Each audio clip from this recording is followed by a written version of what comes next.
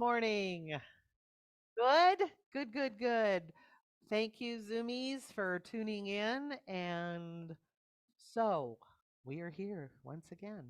This month, I just wanted to let you all know that we are in what we call the Back to Basics, which is where if you want to know something about the science of mind and we're afraid to ask, this is definitely the month to be in because what we cover every single week for the next few weeks will be the first four chapters of the Science of Mind textbook. So this morning, we will be covering the way it works. Isn't it nice to know when something knows how to work? I don't know about you, but I'm more of a visual person. I don't do real well with directions. So I tend to like throw those away. But with the science of mind, it's a little different. What we're learning is how it works through us as us. And so this morning, I have a quote that Ernest Holmes used to say just before he opened his radio broadcast. It is, there is a power in the universe that you can use, and it can use you. Say that with me, but I want to change one little word. There is a power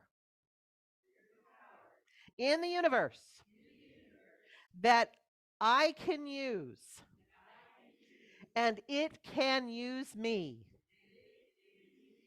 Do you believe it? Really? Do you accept it? Okay, well, then they're halfway there.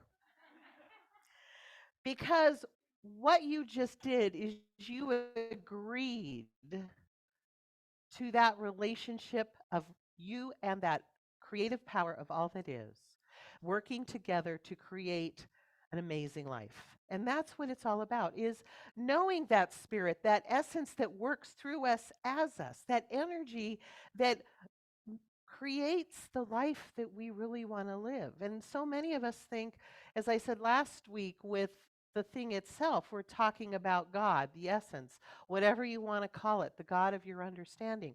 What we're looking at is how it works through us, as us, what it does, and how we can use it is basically the science of mind. And it's all a positive thing. So we look at it as not really as a religion, but more of a philosophy. And the reason why we say it's more of a philosophy, because it's a way of life. It's the way we live. It's the way we choose to be. But yet we also know that we've got God in our pocket, so to speak. So the thing itself, what we discovered last week, is basically God. And in Acts 17:28, it is it is in, let's see, it in it we live and move and have our being. It is universal life and energy that is found an outlet in and through all that is energized everywhere. And it energizes us so that we can be that creative power the same as God is. And I know from some of the faith traditions we come to, you could say that that would be very blasphemous. How dare you compare yourself to be as God? Well, we come from that. We come from that creative energy, that God power. We were we were born from it. So you could say, as Jesus said, he's always referred to him as the Son of God. We are the children of God because we were born from that love.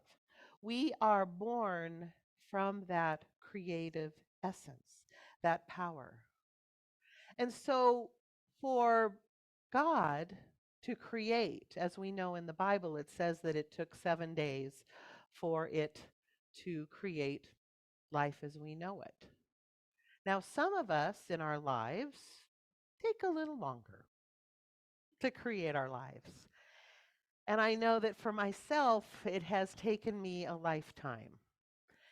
And one of the things that I started out as was, of course, in high school, we have this time where the teacher or we go to a counselor and of course, one of the questions that you will be asked throughout your life is, what do you want to be when you grow up? That's always a question. What do you want to be when you grow up? Well, when you're in high school at 17 or 18 years old, you're like, wait a minute, I'm barely getting started. Just get me through my final exams and figure it out. Well, there's the theory. Those of us that know from the womb and those of us that have to figure it out. My brother was one of those that he was basically born a firefighter right out of the womb. And he lived and breathed that. I mean, he used to have his rain boots with pants stuffed inside next to his bed. And my mom found this really cool bedspread that looked like a fire engine. So, and of course, he grew up and he was that. And before, unfortunately, life took him, he was the captain for Los Angeles County. So he was able to get to this amazing goal. Now, for me, I went to my counselor and I said, I want to be a teacher. And she looked at me and she says, why do you want to do that? Why would you want to be a teacher? It's the most thankless job, blah, blah. She gave me 50 million reasons why not to be a teacher. And of course, at 17 years old, you're looking at an adult and going, okay, if an adult tells me no, then maybe I need to shift gears. So then I thought, well, now what do I do? So my fallback was to be a theater technician. So I went to college and I got my degree in theater technology. And then I couldn't find a job in that, so then I went on to beauty school and did that. And that was basically, and I will be very truthful, it was to survive, to create an income for myself. It really wasn't something I wanted to do, it was something that I did. So what happened further down the line is I discovered I still wanted to be a teacher. And so what happened is we have a perception of what it looks like. My perception of a teacher was I'm going to stand in front of a blackboard or whiteboard now and draw on it and explain lessons. That wasn't the plan.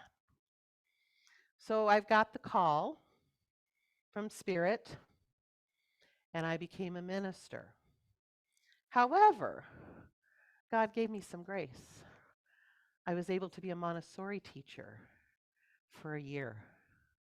So I was able to experience that energy of being a teacher. And then I realized what a gift it is to have both that experience of being a minister and being a teacher. And if y'all want to be a teacher, go for it. I mean, or whatever you want to be in your life, do it. Don't let somebody say, you don't want to do that. No, don't allow that to happen. You know, God works through us as us for a reason because we have the same creative ability as it does. So if you want to create whatever you want to in your life as far as an occupation, I mean, that's why there's a lot of people that are self-employed, right? Because we have that idea, that creative idea that is planted through us in that God idea.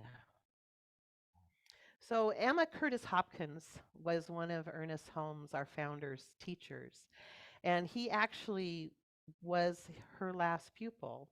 And so she said to him, always think of this. I am seeking my good, and my good is my God, because it draws and pushes and moves me on. It's our highest good. It's that highest good that we know as God that is for us, never against us. However, there are days where we think so. But there is good for me, and I ought to have it, was another phrase of hers. There is good for me, and I ought to have it. Why not? Why can't I have it? But we have this human condition that we call limitation. And therefore, we figure out there's a million reasons why we can't have our good. And there's some times that we really need to say, you know what? I'm okay. I can do this. As I said, we have this beautiful God energy with us and through us.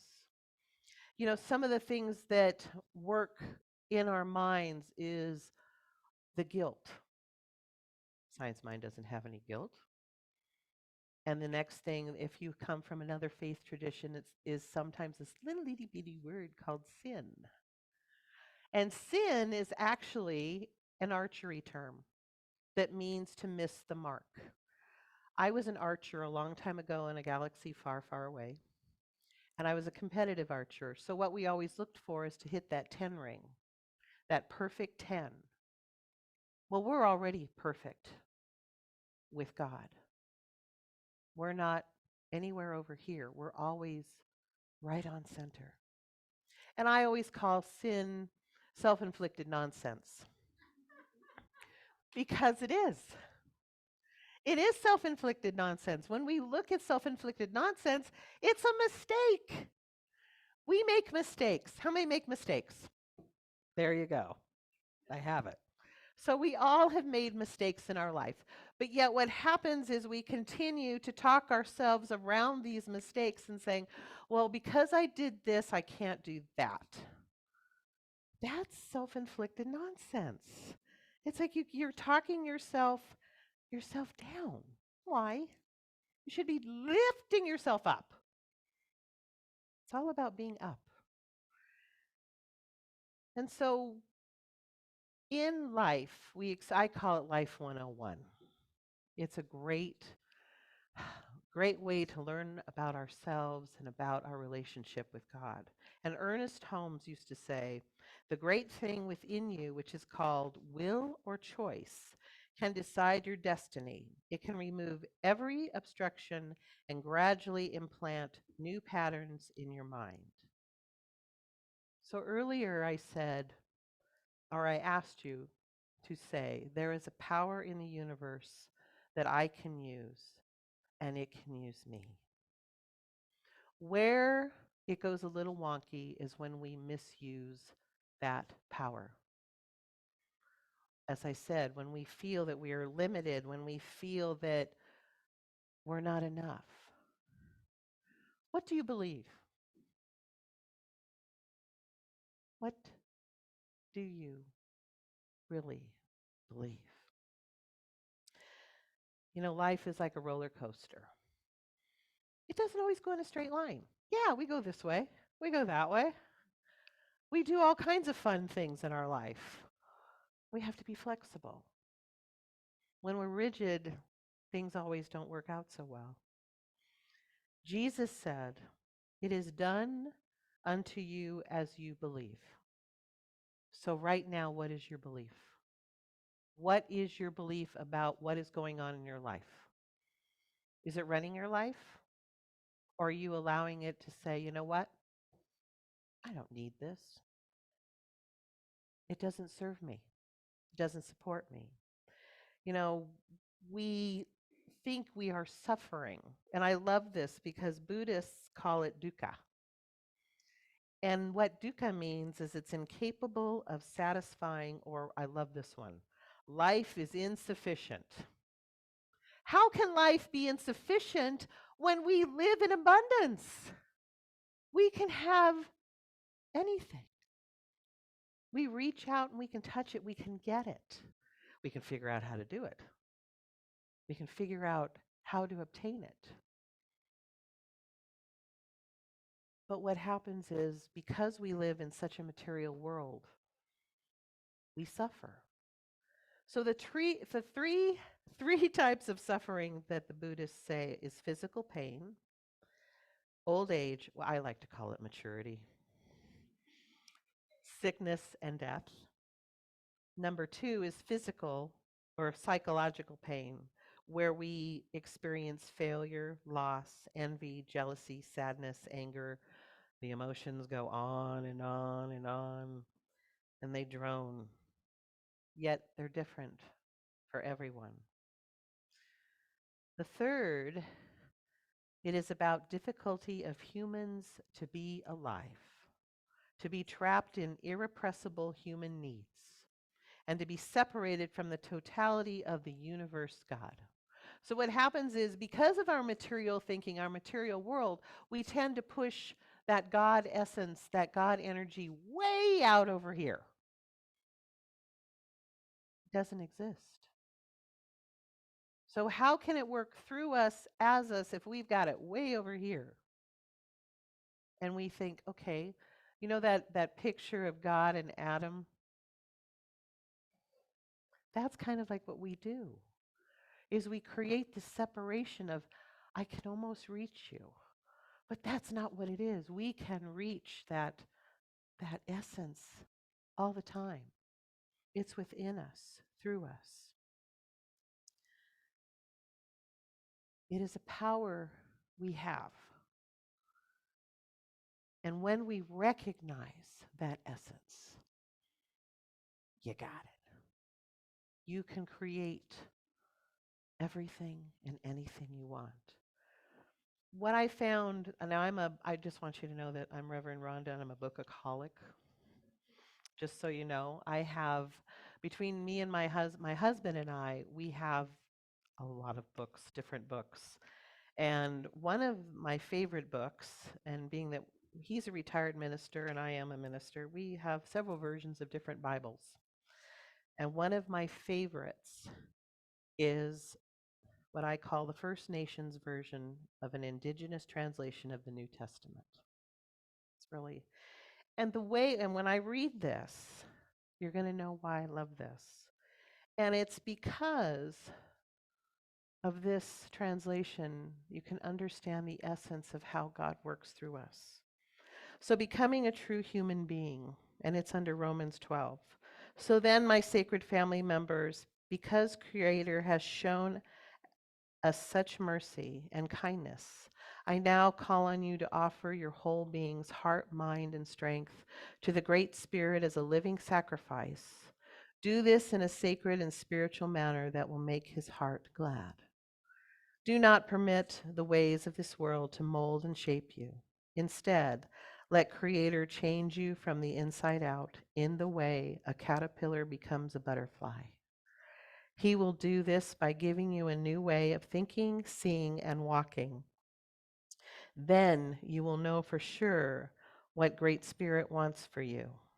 Things that are good, that make the heart glad, and that help you walk to the path of becoming a mature and true human being. Isn't that beautiful? Such a lovely way of putting it. And we all are a lot like butterflies. We spin these cocoons around us, and then we break through, and then we fly. That's part of our human experience. Now, earlier I said that there's a phrase that, as Jesus said, it is done to us as we believe. There's a little important word in that phrase, as.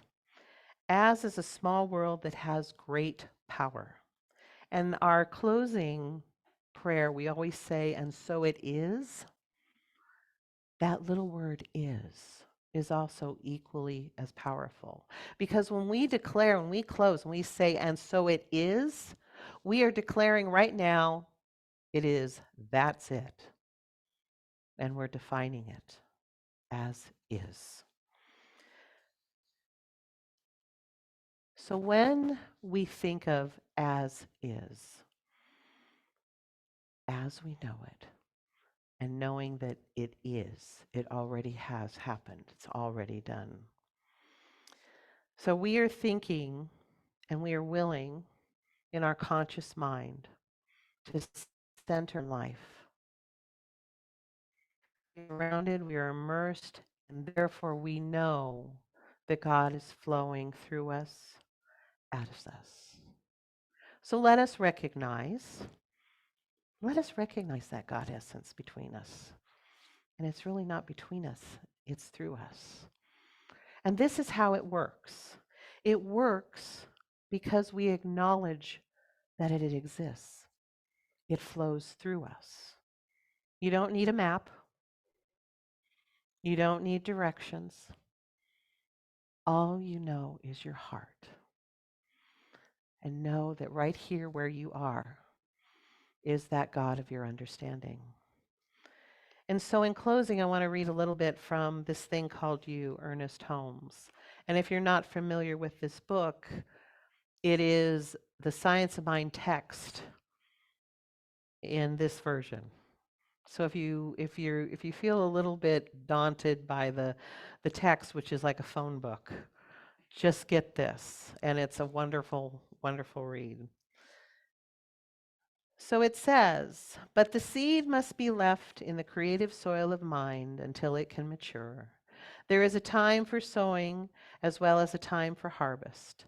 Plants must not be pulled up or interrupted in the process of their growth. They must be watered with hope, fertilized with expectancy, and cultivated with enthusiasm, gratitude, and joyous recognition. Those are your thoughts. That is what you want. So when you plant a thought or you plant an idea, don't dig it up. Leave it alone. So that's half of it. If the law operates automatically, then you do not coerce, concentrate, or compel it.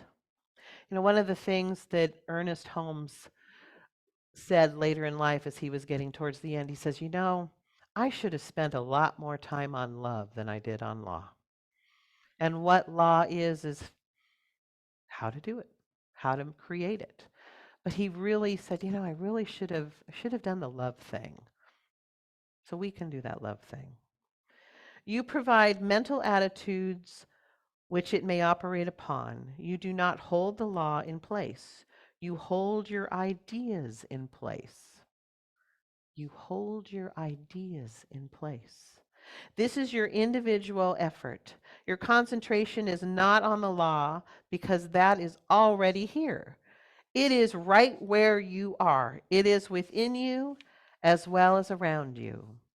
The concentration is not coercion, but a good-natured flexibility with yourself, gradually eliminating doubt, fear, and uncertainty, and replacing them with certainty, assurance, recognition, and gratitude. It's all about attitude. So when we know, when we connect, when we, without a doubt, know that God is through us, as us, and is in every particle of life, there is nothing we can't do. We are invincible. So your challenge this week is to be invincible. I know that you can do it. And so let's just turn within. Just allowing that God essence through us, as us.